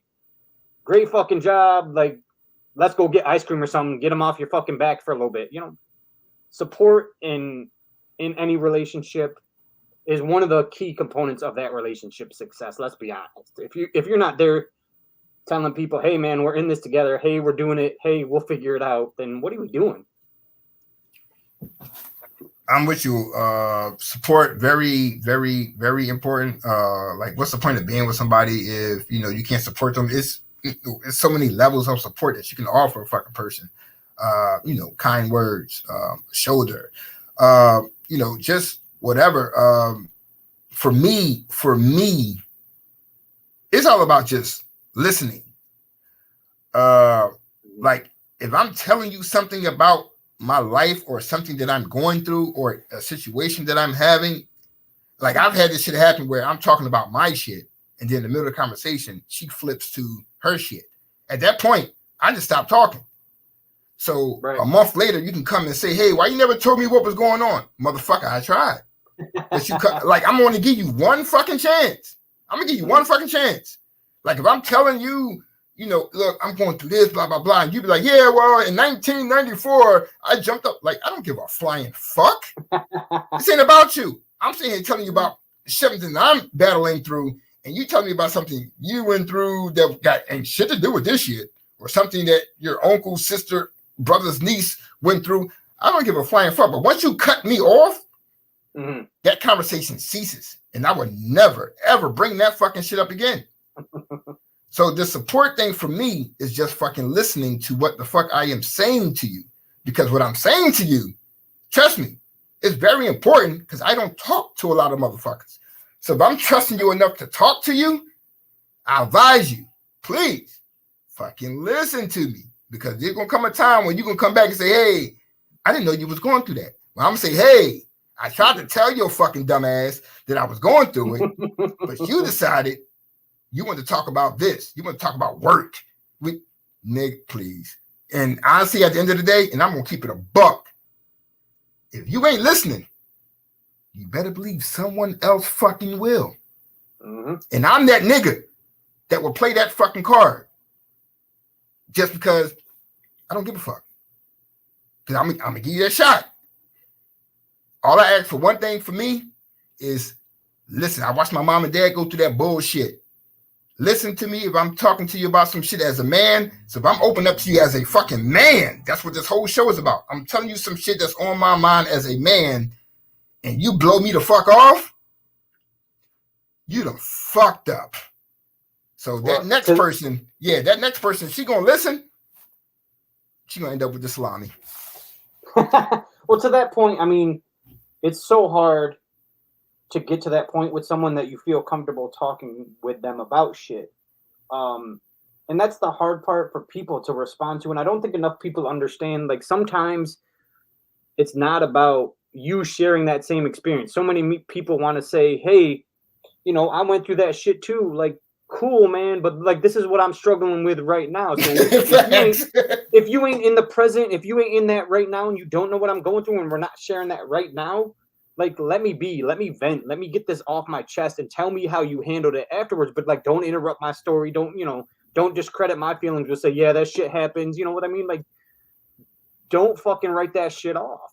You know, so many times people like, oh yeah. And like, it's human nature to want to relate. That's why that's how we connect with people. But in the same sense, you can't just jump in with your story and make that story about you now, because you're not hearing what that person had to say. You're not getting their feelings. You know what I mean? And that's the biggest thing. Like, so many people want to be that vice, that want to be that rock. But sometimes being that rock is just shutting the fuck up and listen. Facts. Jesus fucking Christ, yo. Whew. Okay. Listen here, people.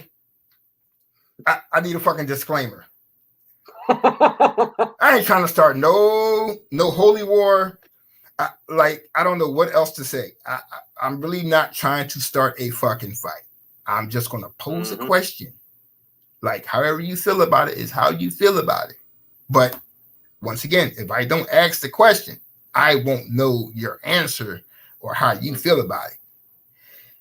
And once again, TikTok, Instagram, all these shits be having these fucking topics. And I was listening the other day and I was like, well, you know what? That's a very interesting fucking topic, because this is the main thing between men and fucking women that we go through, and we don't know how to express ourselves. The question is, does biblical terms still exist for marriage? Now, y'all don't know what the fuck I mean by that. Anybody can turn to anywhere on social fucking media. Anything you turn to, I guarantee you're going to run across a video where there's a man and a woman, or two men or two women, whoever the fuck is talking on the panel, is going to tell you the gender roles in a fucking marriage. We all know the number one fucking topic. A man's job is to provide for his family because it says so in the Bible. That's the number one topic in America, across the fucking world. I know I'm cursing with the Bible, and I apologize, God. I don't, you know what I'm saying? But be in church on this Sunday. Word. We be here for now. That's the number one topic. And as I'm listening to them talk, I'm sitting here thinking to myself, well, is it true? Like, in these, okay, Rick, how do you feel about what the Bible says as far as marriage and a man's role in the Bible? I think this is a very thin line, a very hard line to tread on. So I think to an extent, yeah, as a man, that's how you were raised, from a family sense, not even from a religious or biblical sense. Like, you were always raised to be the protector, to be the provider. It's ingrained in our heads from an early age. Does it still exist? It depends. It's so hard to nail down those kind of things when the world has evolved, and like these situations constantly come up. What do people prefer? Are there people out there that like the traditional man and woman role where she's the stay-at-home housewife? Yeah, okay, that exists, you know. People play their roles. If I'm earning enough to provide for us and our family can get by, fuck it, stay home. I just want to make sure that the house is clean and there's food on the table. If you're home, that's your role in the relationship. But if the relationship is different, and you know, I'm not making enough money to get by, and you feel the need to get a job, like, fill your role in the relationship. The role is whatever the fucking roles you define when you get into that relationship. And you got to fill that role. If you're the stay-at-home mom, then be the stay-at-home mom. If you're working hard, working your ass off, I want you working hard and working your ass off just like I am. You know what I mean? If I'm the stay-at-home dad and you're out earning more than I am, okay, then that's my fucking role. Play your fucking role, put the effort in, and fucking do it. Oh boy. Look, shit. All right. I don't know how to start this off. Okay. I was not born when the Bible was written. I didn't write, even though my name is in the Bible, but I wasn't born when the Bible was written. So when I hear this argument, and you hear it so often, and you see it in posts and all kind of shit, it really messes me up because it makes no sense. And I'm not saying the Bible doesn't make any sense, because the Bible makes perfect sense.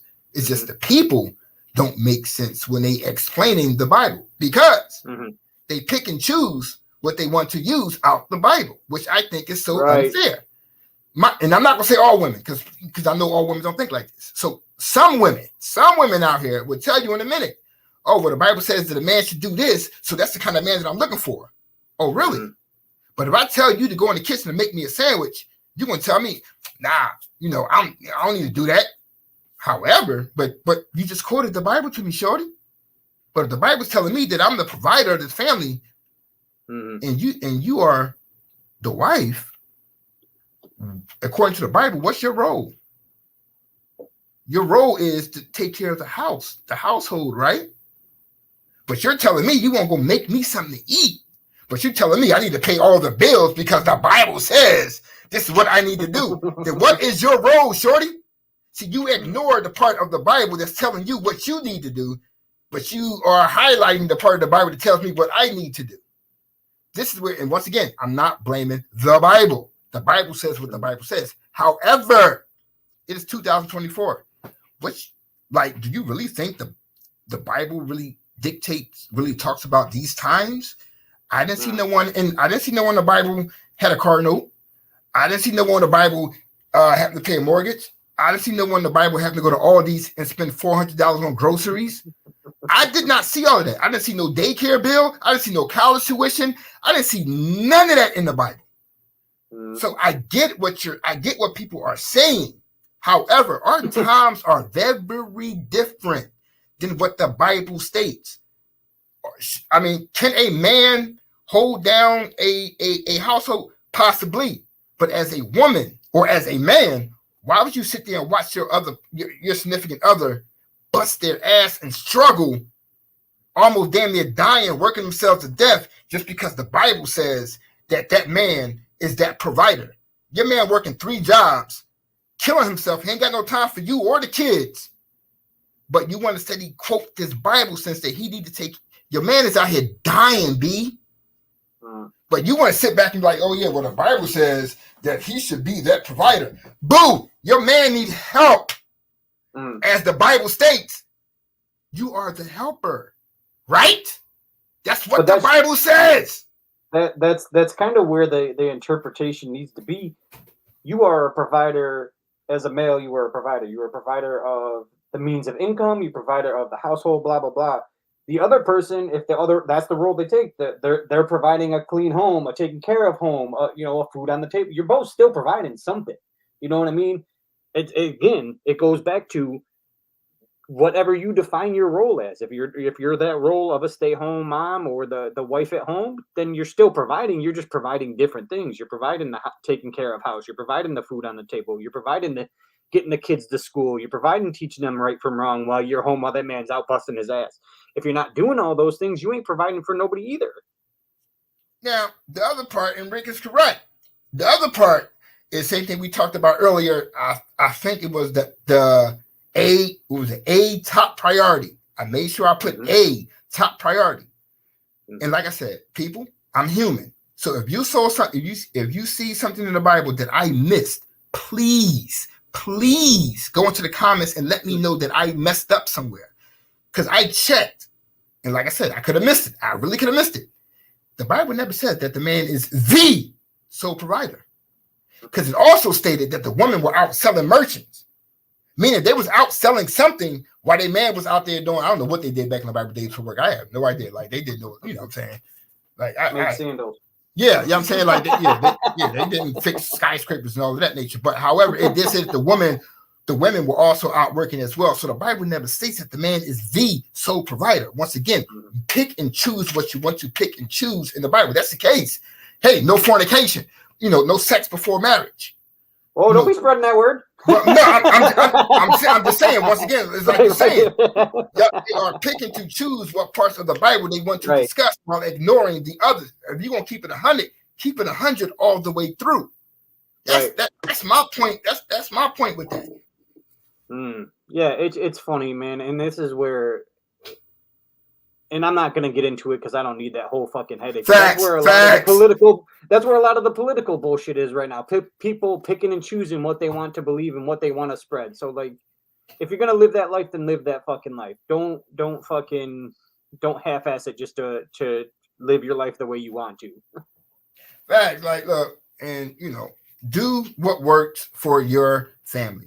We like I'm saying, we all know what we all know what the Bible states. However, I'll be quick to look, dude, these are different times that we live in. If we was in 600 BC and I didn't have to worry about electricity and water and gas and car notes and insurance and if I didn't want to share my Netflix password now. So I mean, come on. Thanks. Yeah, like facts. Like they didn't have to worry about the stuff that we have to worry about to this day. So I'm not going to kill myself because you feel as though that I need to be taking care of you because the Bible said it. And I'm going to ask you straight up.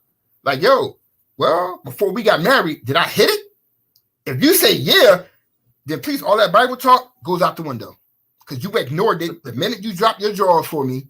So please don't, I am not that person who's going to pick and choose what that shit just don't work with me, yo. And it irritates my soul when I see that shit on social media so much.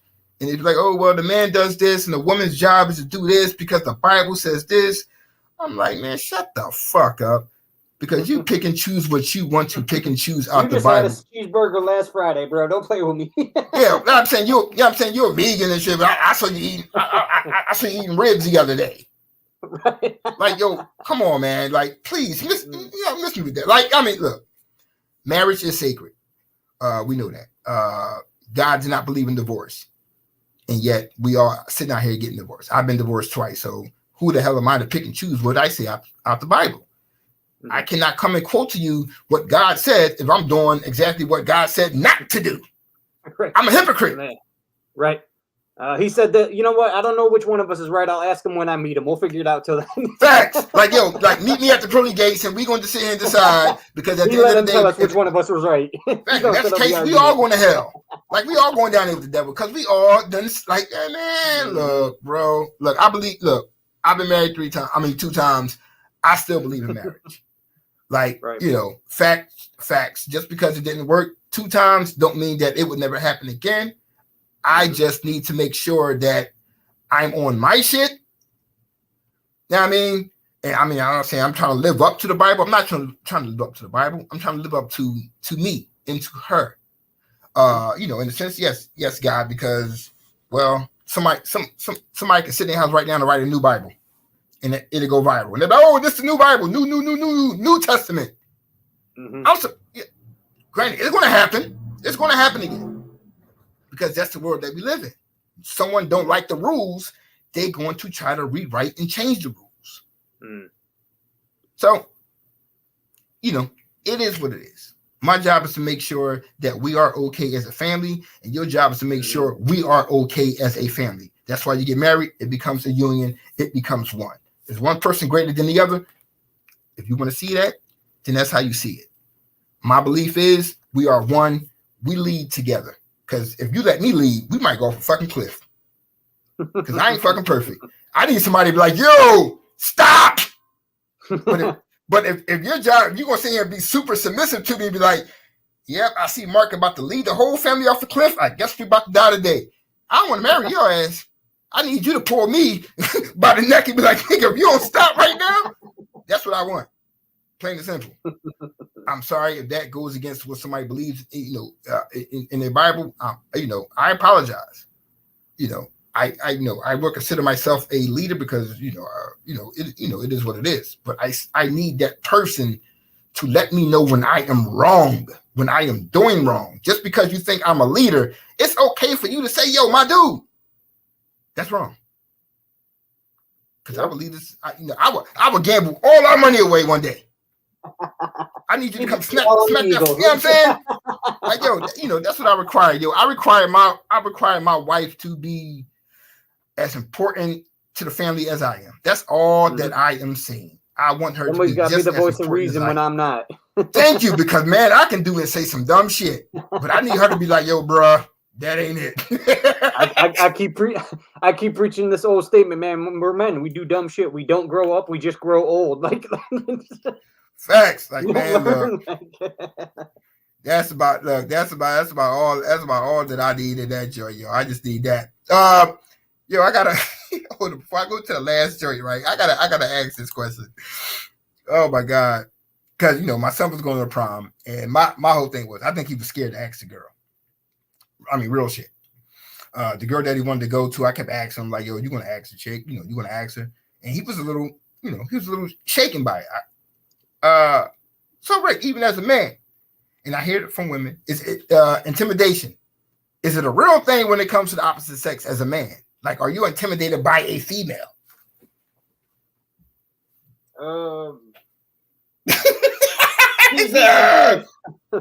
Let's be honest. Is it intimidation or is it again a sense of pride? Are we in a situation where you're not going to ask a female to a prom and whatnot? Are you not asking her because you're intimidated by her, because you think she's you're not living up to her standards, or are you not asking her because your pride's afraid that you're gonna be told no, and then people are gonna find out that you were rejected, and you go through this spiral because your pride is hurt. And that's where I think the biggest thing, like the biggest hurdle men have to overcome is again this sense of pride. Like, how much do you miss out on because your pride got in the way? You know what I mean?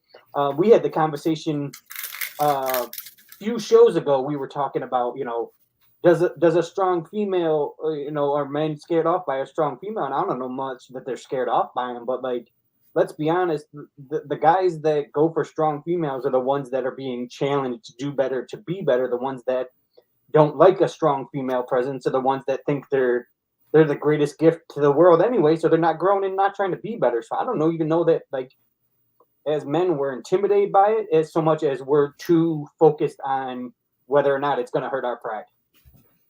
I'm with you on that one. Intimidated by it. Like, I love me some Selma Hayek. No doubt about that. No doubt. I wouldn't. Like, facts. That is, yes. Selma, she's it for me. If I'm walking down New York and I bump into her, I'm a freeze. I don't know if it's intimidation or okay, take it to another level. You and your friends out, y'all in the bar. There's 3 chicks, there's 3 chicks at the bar. These women are fine as hell. Now in your mind, you're like, yo, I have no shot with these women. And I know women who feel like that, like, yo, they are super, super fine. And yet some of them are single, and you ask them why they're single, and they would tell you, no one has approached me. Because men get intimidated by some beauty.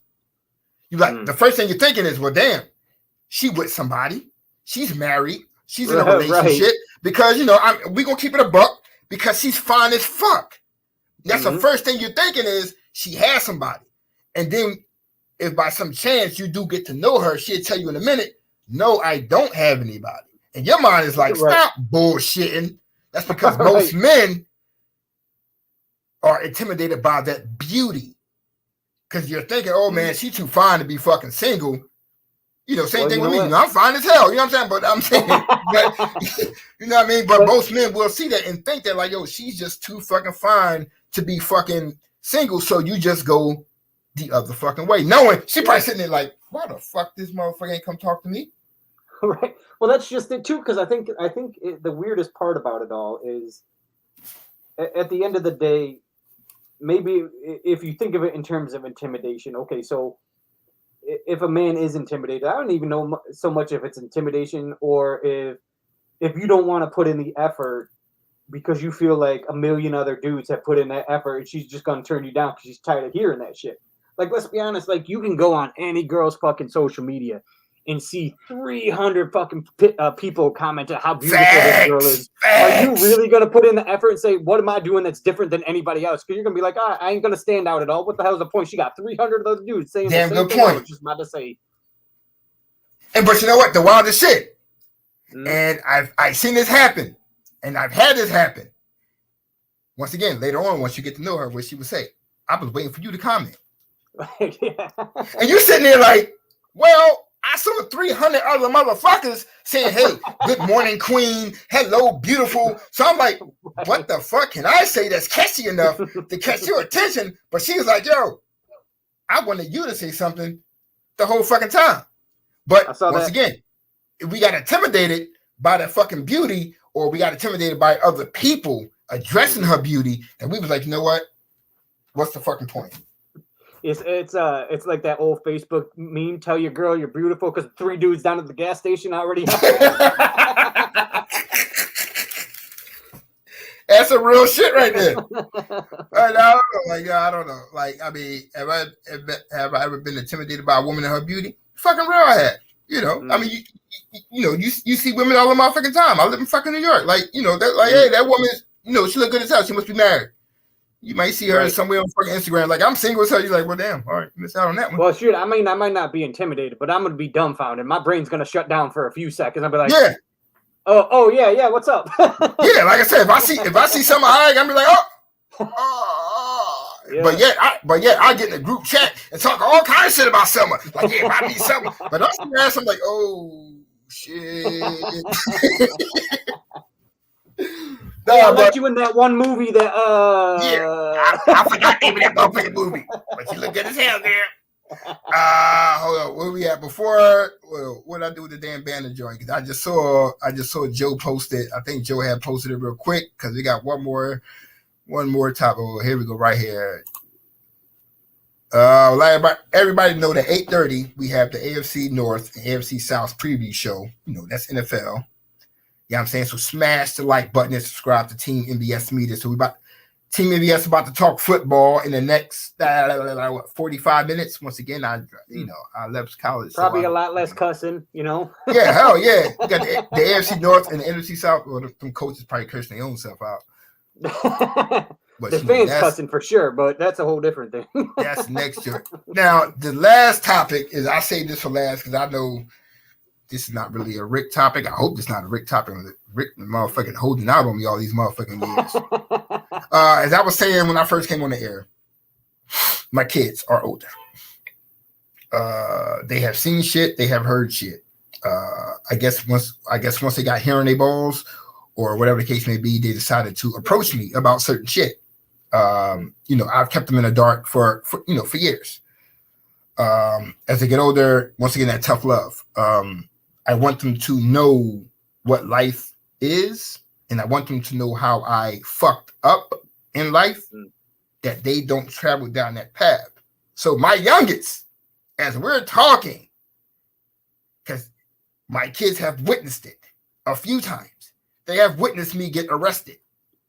That's nothing to ever brag about. Real shit. I'm not bragging on it. I'm making the point that I want to bring it up on this show that I really never do talk about.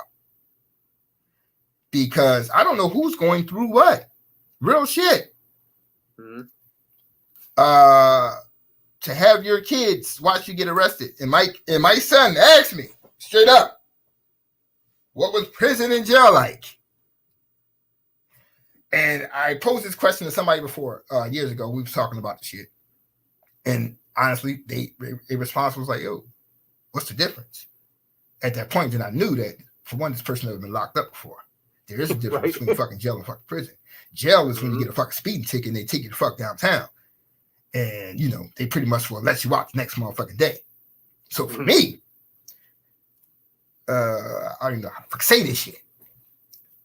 Let's say I did something. I'm not going to say what I did, because you probably can Google this shit, actually, probably. But I got caught doing something. So I remember the funny stories. And like I said, I can talk and joke about the shit now, because I'm older and I'm kind of sort of out, done with that life. But pride, fucking pride. Somebody did something to my brother. My brother came into the house and told me, without thinking, I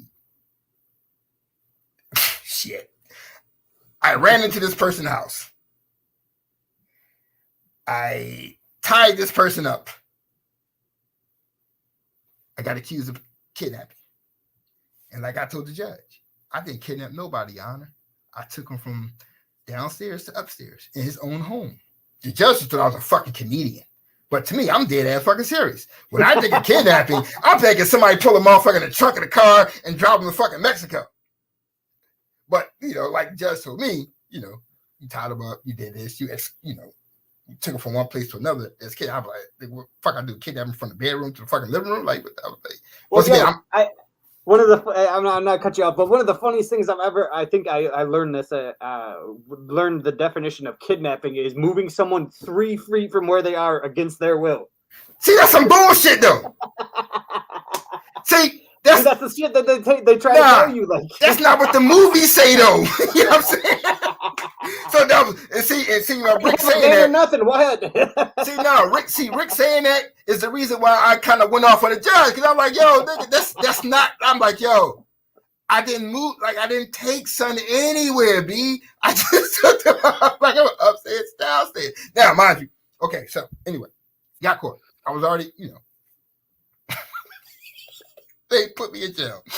Now you sit in jail, or you just sit in jail. Anybody don't know to be in jail, I'm going to run it down till you got a couple of minutes and shit. They lock you in a room with like 50 other motherfuckers. One tarlet. All y'all sitting in their room. Somebody got to take a shit. You shitting around 50 other people. So pretty much, it's stinking. You know what I'm saying? This is not like television. This shit is on some other shit. So you got a point where you can bond out. So, you got one payphone. There's bond numbers right by the phone. Your job is to call a bond. Why is it so important to call a bond? Because if you're like me, you have priors. So once the judge comes in, or, once they book you, those priors are going to pop up on that screen. Then they're going to keep you. But if you can bond out before they get your records, before they get your shit, you ghost. And that's what happened. I bonded out before my shit dropped into the computer. And I went on a run for a year. I ran, literally. So once again, they're like, when I'm sitting here talking about shit, they like, I'm really in that nigga. But I ran. Florida, Virginia, Atlanta, Philly, Jersey, yo, for a whole year. But I got tired. I missed my kids. I came back home. It was a year. I got a job, literally a third shift job at a hotel. Anybody who worked at a hotel with me, you probably, if you're listening, you already know how true that is. Third shift hotel. One day I go into work.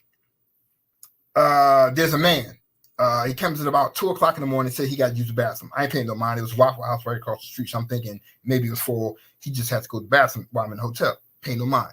Second day, did this shit again. Third day, did this shit again. I'm like, all right, something ain't right. This nigga just he pissed too much or he partied too much. Something is off. The fourth day I come to work, there's a lady sitting outside and sitting in the lobby of the hotel. I'm about to clock in. She's like, yo, hey, are you Mark, whatever my last name is. I ain't gonna tell you all that shit. She's like, yo, are you so-and-so? I was like, no. She was like, really? You're not him? I'm like, no. So she comes up to me with a piece of paper, smacks the piece of paper on the desk. Got a picture, my whole fucking name, social, every goddamn thing. I was like, okay. I thought you said something else. I was like, yes, I am him. I swear to God, like SWAT. They came out of nowhere. It was the same white dude. He was the lookout, making sure that it was me working at that hotel. That's why he came here 3 days in a row. I ran for a whole year. They caught me because I decided to stop running and get a real job, which provided my social and all of that. That's how they caught me. But this dude came in 3 straight days to make sure that it was me behind that counter. My dumb ass, I didn't catch on because, a whole year I'm thinking they forgot about me. But after the crime document, they really did. Anyway, so now I'm sitting in jail for 6 months, right? I get a lawyer, pay a big lawyer fee.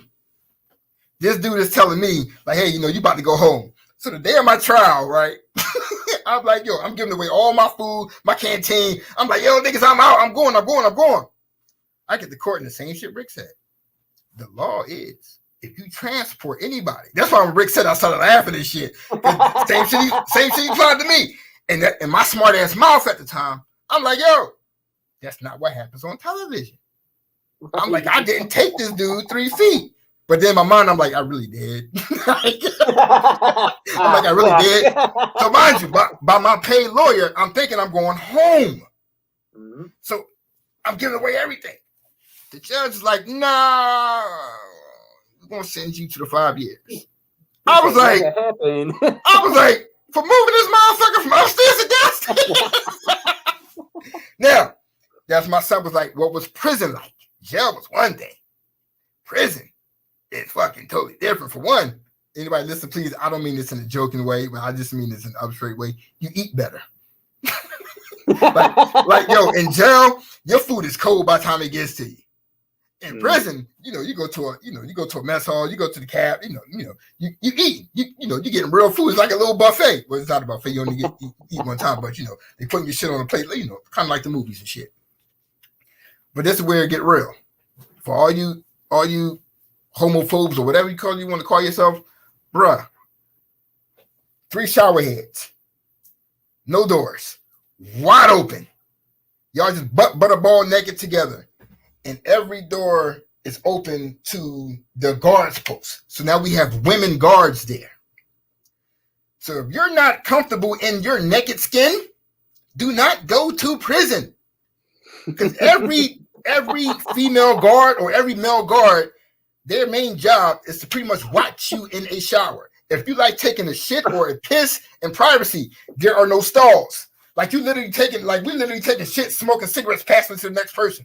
Like he said, if you ain't, I feel like there's more reasons to not go to prison, but not being naked. No. But and like I was telling my son, because my son got to a point where he was just doing shit that I thought was going to lead him down the path that I was going down. So I was trying to talk to him about, yo, this is why you don't want to do this, because jail is like you with your homies.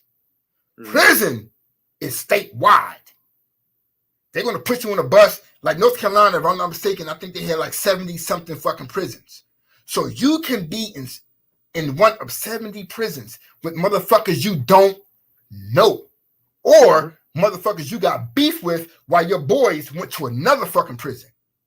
So when we talk about survival how real that shit is in that prison system, because you are literally by yourself and having to spend years in that bitch, really not knowing any fucking body. And you're around nothing but fucking men. You're around fucking killers. My dude, if you're not built a certain way, that shit is not for you. So what made me talk to my sons about that, because I know my sons are not built like that. They are pussies. So I say that to them with the tough love of like, yo, this is what I had to go through every day. Like people joke me like if I'm asleep, I sleep a certain way. I never sleep with my ass in the air. Once again, people laugh, but it's for a reason. Right. I try to sleep where I'm you know, I'm not well, I'm sleep, but the point where if something I can pop up. Because motherfuckers will come and yoke you off your fucking bed and whoop you. Like, dude, I explain this to my kids all the time. Like, oh, Dad, why you do the shit that you do? Why you say the shit that you say? I say, yo, because that's how life hardened me. For y'all, I don't want y'all to go that way because y'all are not built to withstand what prison will do to you. Like, I remember coming home. I think this was the year that Obama was running for office. I've never voted a day in my fucking life. But when I say like you go to prison, you are, to them, you're no longer a fucking citizen. So all your rights are strict. But once you're released, you know, you get your rights back to vote. So imagine me coming home, what was it, 2007, and like, hey, we got a black man running for president. Right. I'm like, oh shit, I'm voting for this motherfucker. Just because I'm just walking out of the prison gate, so I'm just hyped on some black power shit. I ain't know shit about Obama because I was locked the fuck up. I ain't know shit about Obama. I just knew he was black. And I'm like, yo, I was in prison under a white person, so I'm like, fuck it. I'm going for Obama.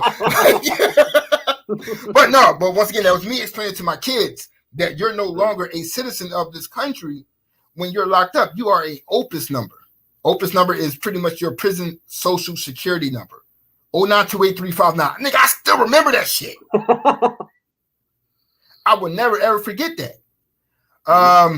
But like the whole point of this discussion is we talked about the kids earlier, the tough love earlier, and that's you know, I don't never share my story about my time in prison because it was a long time ago, and I never want nobody looking at you negatively, negative. But I'm not afraid of my past. I'm not ashamed of my past. Right. But I want to make sure that my kids and hopefully your kids or whoever listening kids, they understand what that shit is like. Like TV is one thing. If you don't like what you seen on that television in that prison movie, you can cut that bitch the fuck off. Or them actors, they go home at the end of the day. But us real people, that's our life on the line every fucking day. You see? Well, that's just it. I mean, not even to interrupt there, because I mean, this is your story. I got no part in it. But I'm saying it's kind of like what they don't realize is like those experiences that you see in movies are a small fraction of what actually happens. They're based on real events. Those things really do happen, but they're on a grander scale. They play it up for the movies to make it seem cooler, to seem like a better story. But that shit really happens. These kids, they don't understand that. And then you got these repeat motherfuckers, Once again, prison and jail is cool now. Like, it's the big thing to do. Nah, bruh.